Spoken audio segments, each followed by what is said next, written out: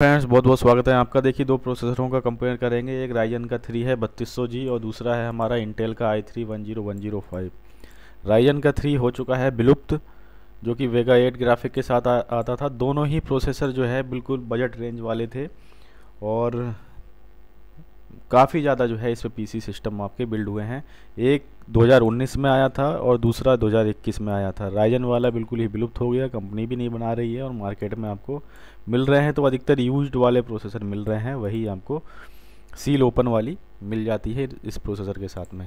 वहीं अभी जो i3 का है 10105, ये इसका एक ऑप्शन हो सकता है बेस्ट आज की डेट में, क्योंकि जो है ये बिल्कुल इसी की तरह ही, इससे थोड़ा सा आप कह सकते हो ज़्यादा ही अपग्रेडेड है राइजन 3 3200G के मुकाबले। तो प्राइस के मामले में देखा जाए तो ये आपके लिए 9,000 रुपये के आसपास सेल हुआ करता था और 9,000 से कम में भी आपको ये काफ़ी दिनों तक ये बिका था।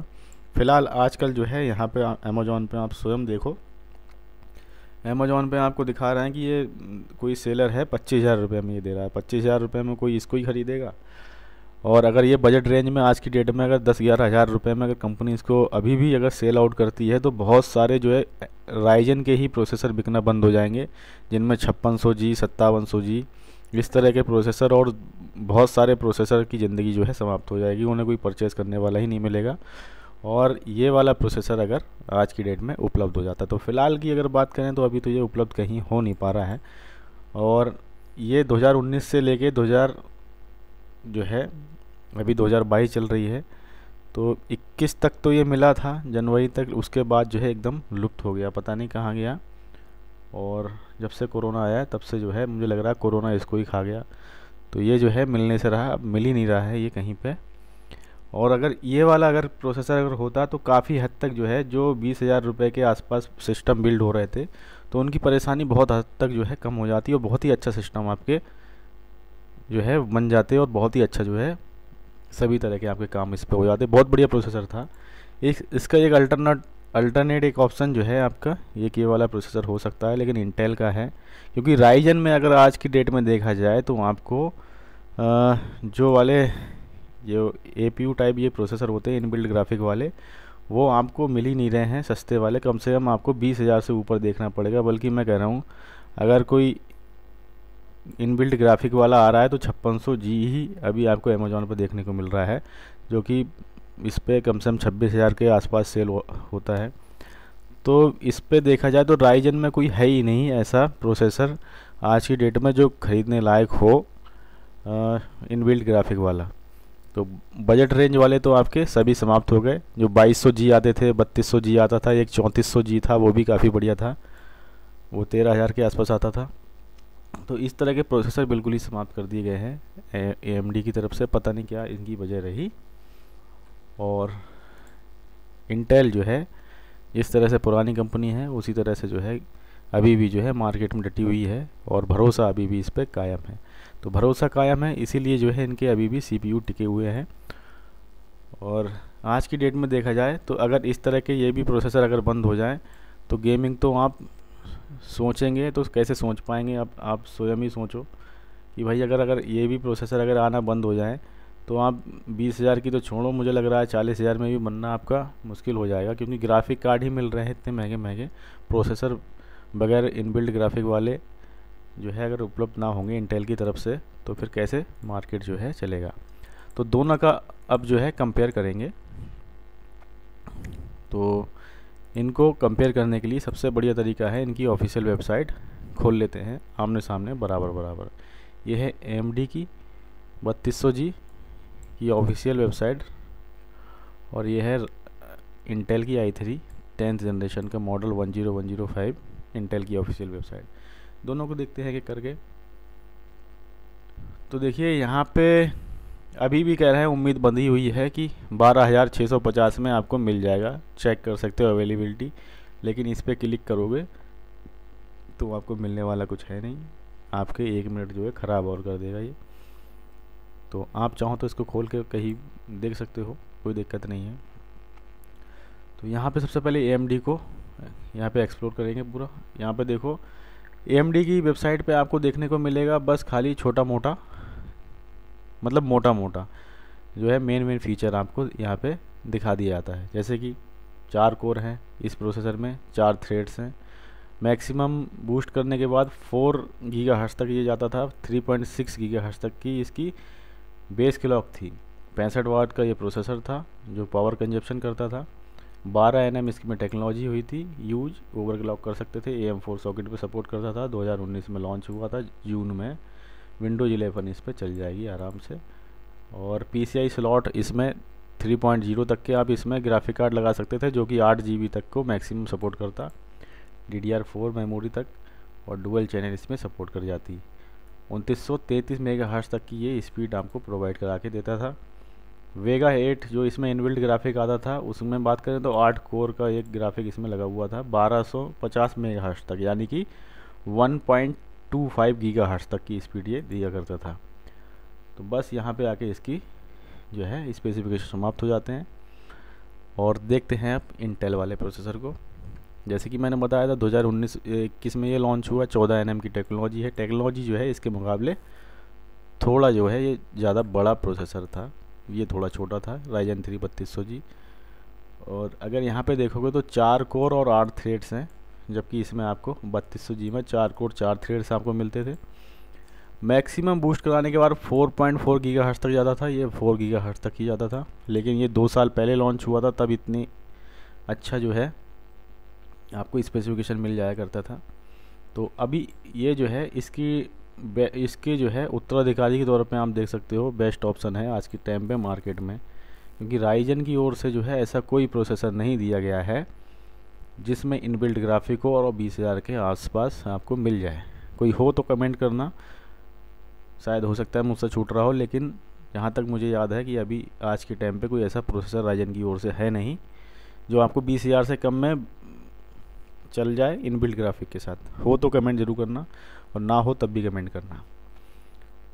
यहाँ पे बेस फ्रीक्वेंसी जो है 3.7 गीगाहर्ट्ज़ तक की थी, यहाँ पे 3.6 गीगाहर्ट्ज़ तक की थी।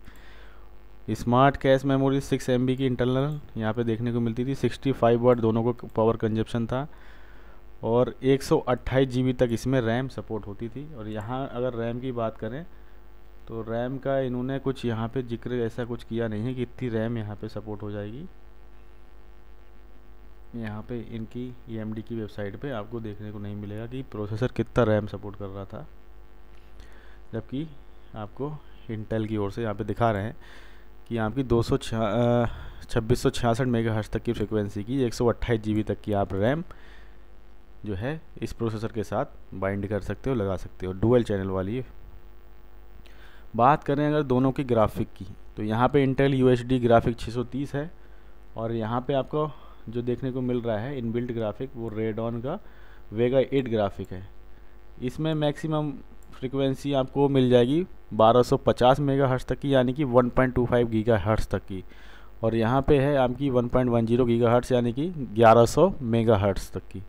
यानी जैसे MB और GB होता है, इसी तरह से गीगाबाइट और गीगाहर्ट्ज़ और मेगाहर्ट्ज़ होता है।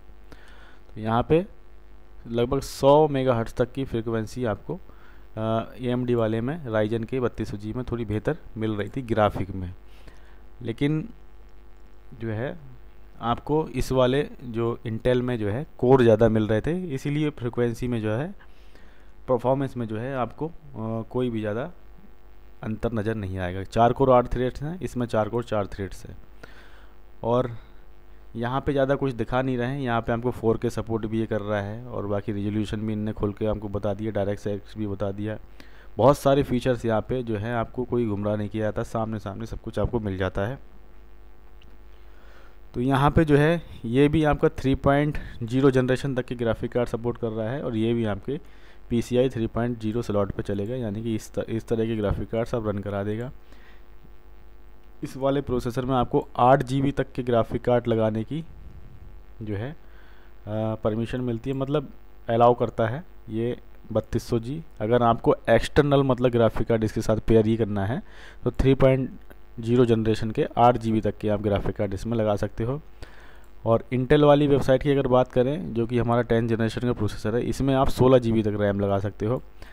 यानी कि 16 GB की चाहे एक रैम लगा लो, या 8 GB की 2 लगा लो तब भी 16 GB हो जाएगी, या 8 GB की एक रैम लगा के 4 GB की 2 लगा सकते हो। तब भी आपकी जो है 16 GB इस तरह से ही बन जाएगी। क्योंकि हम लोग जुगाड़ से काम करते हैं, तो हो सकता है कहीं से 8 GB की किसी की फ्रेंड की मिल गई और कहीं 442 की 2 स्टिक मिल गई।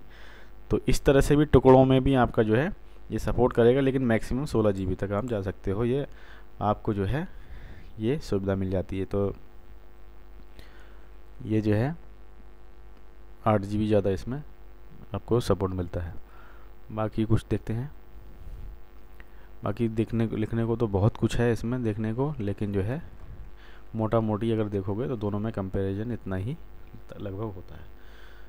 तो अगर आज के टाइम पे अगर ये उपलब्ध होता 10,000 से नीचे या 11,000 में भी मिल जाता, तो मेरे अनुसार जो है आपको 3200 जी लेना चाहिए था। लेकिन अगर 3200 जी नहीं मिल रहा है तो मिलता ही क्या है, अब सामने कुछ मार्केट में हो भी तो फिर इससे तो बढ़िया है, कम से कम यही वाला ही प्रोसेसर ज़्यादा बेटर लग रहा है आज के टाइम पे। क्योंकि आप देखो जितने भी हैं इनबिल्ट ग्राफिक वाले प्रोसेसर अधिकतर जो है गुम ही हो गए हैं, पता नहीं गए कहाँ पे। तो यहाँ पे जो है मेन समस्या ये है। तो इन दोनों का अगर कंपेयर करने के बाद ये देखने को मिलता है कि अभी जो है अभी के लिए वर्तमान में जब तक कोई टक्कर का आता नहीं है प्रोसेसर, तब तक जो है i3 10105 या 10th जनरेशन का जो भी मॉडल है 10100 वो जो है इनबिल्ट ग्राफिक के साथ ज़्यादा बेहतर है।